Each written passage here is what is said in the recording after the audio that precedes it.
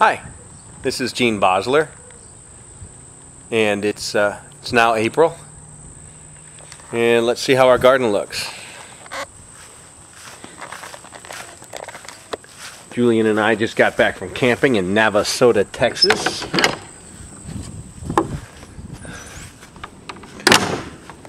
Before we left, we planted these sweet potatoes from our splits. Let me show you those first. Here and here. And I did a couple other smaller ones that I don't expect to do anything, but I stuck them in anyway rather than throw them away. This is our grapefruit. It's a golden grapefruit. This is our bay. This is our garlic.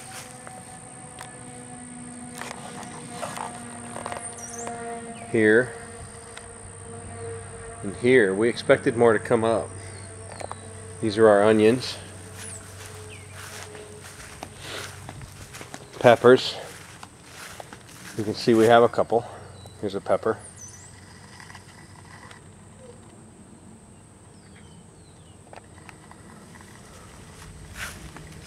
And here's how I chose to stake up the tomatoes.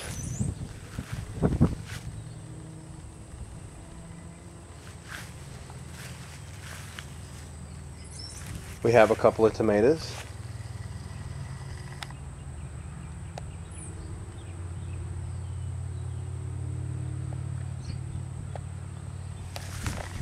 The blueberry's putting on new foliage like crazy. The blackberry has one little sprout. These raspberries haven't done anything.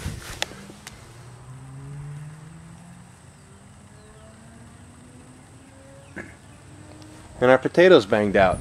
This is all in the last 24 hours. They were, it looked like this yesterday at noon. So these are all popping out like crazy.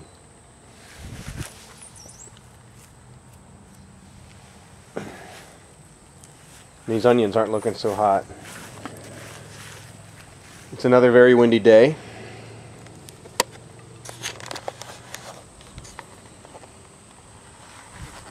Still don't have a wind turbine prototype built yet.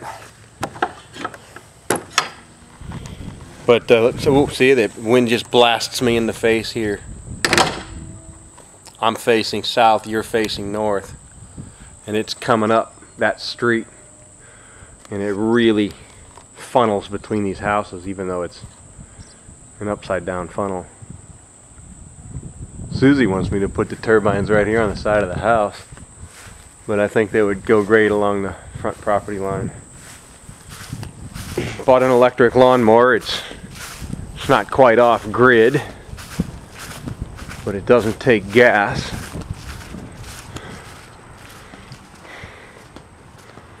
Got to walk around managing the cord. It's not the cordless variety. I gave a divorcee $50 for it. I told her if it was the cordless variety, I was willing to give her $100. So our green onions and our white onions are, well, we've harvested them, so I guess they could look better. Of course, our live oaks are banging out.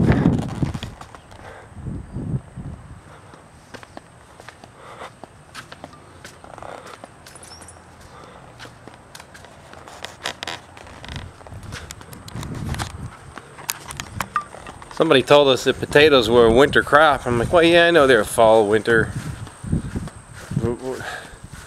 They were in the store and they're growing, so what?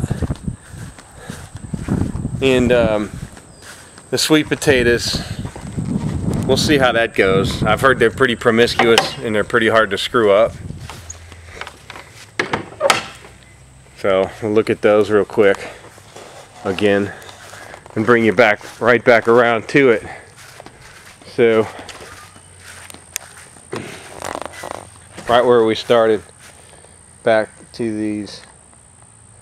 These are cuttings, not splits. So a couple of them had roots, but I just cut them and then stuck the sweet potatoes in the water jar back in the windowsill, because I read that you can continue to take splits off of them. I got a question. I was digging around in the soil with my fingers, noticing that there was a layer formed across the top, and it was about an inch below. It wasn't even wet, and so I used a pitchfork to disturb the soil. There's no earthworms here.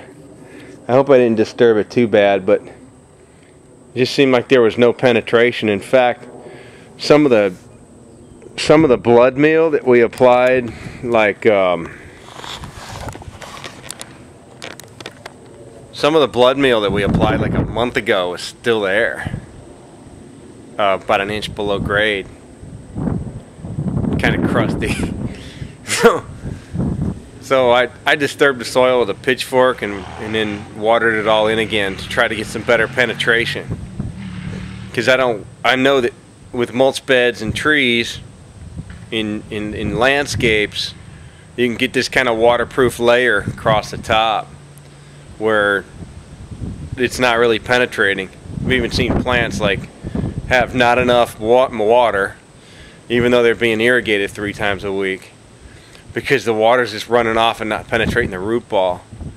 And so I know that like the urban harvest types are real super hypercritical of people who disturb their soil, especially rototilling and disturbing the soil biology. And I agree with that to an extent. The water just wasn't penetrating, so I disturbed it. And I don't know if that's why those potatoes banged out or what, but they like quintupled in size just since yesterday at noon when I did it. It could be just coincidence, but I know that the cow's blood meal was tied up, was still in its powdered form over much of these gardens. Again, I welcome design ideas. I'm partial to the vertical axis turbine.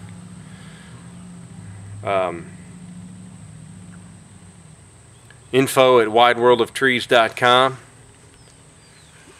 Welcome your comments. Thank you.